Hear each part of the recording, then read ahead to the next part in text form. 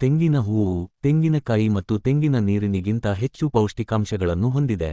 ಇದರ ಸೇವನೆಯಿಂದ ದೇಹದ ರೋಗನಿರೋಧಕ ಶಕ್ತಿ 2 ಪಟ್ಟು ಹೆಚ್ಚಾಗುತ್ತದೆ. ಮೂತ್ರನಾಳದಲ್ಲಿ ಸಂಭವಿಸುವ ಸಮಸ್ಯೆಗಳು. ತೆಂಗಿನ ಹೂವು ಮೂತ್ರದ ಸೋಂಕುಗಳನ್ನು ಗುಣಪಡಿಸುವ ಶಕ್ತಿ ಹೊಂದಿದೆ.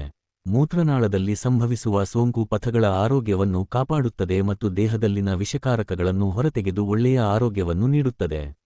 ಅತಿಯಾದ ಕೆಲಸದ ಒತ್ತಡದಿಂದ ದೇಹವು ಮನಸ್ಸು ಶಕ್ತಿಹೀನವಾಗಬಹುದು. ಅಂಥ ಸಂದರ್ಭದಲ್ಲಿ ತೆಂಗಿನ ಹೂ ಸೇವಿಸಿದರೆ ದೇಹಕ್ಕೆ ಹೆಚ್ಚಿನ ಶಕ್ತಿ ದೊರೆಯುತ್ತದೆ.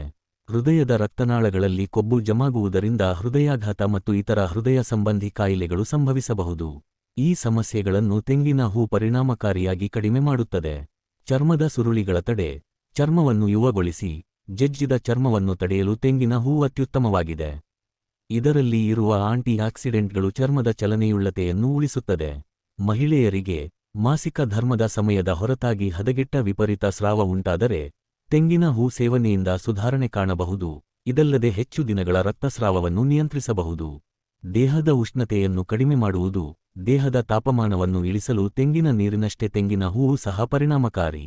ತಾಪದಿಂದ ಮೂಗಿನಲ್ಲಿ ರಕ್ತ ಕಸಿ ಹೊಡೆಯುವುದು ಮೊದಲಾದ ಸಮಸ್ಯೆಗಳನ್ನು ತೆಂಗಿನ ಹೂ ಅತ್ಯುತ್ತಮವಾದದ್ದು.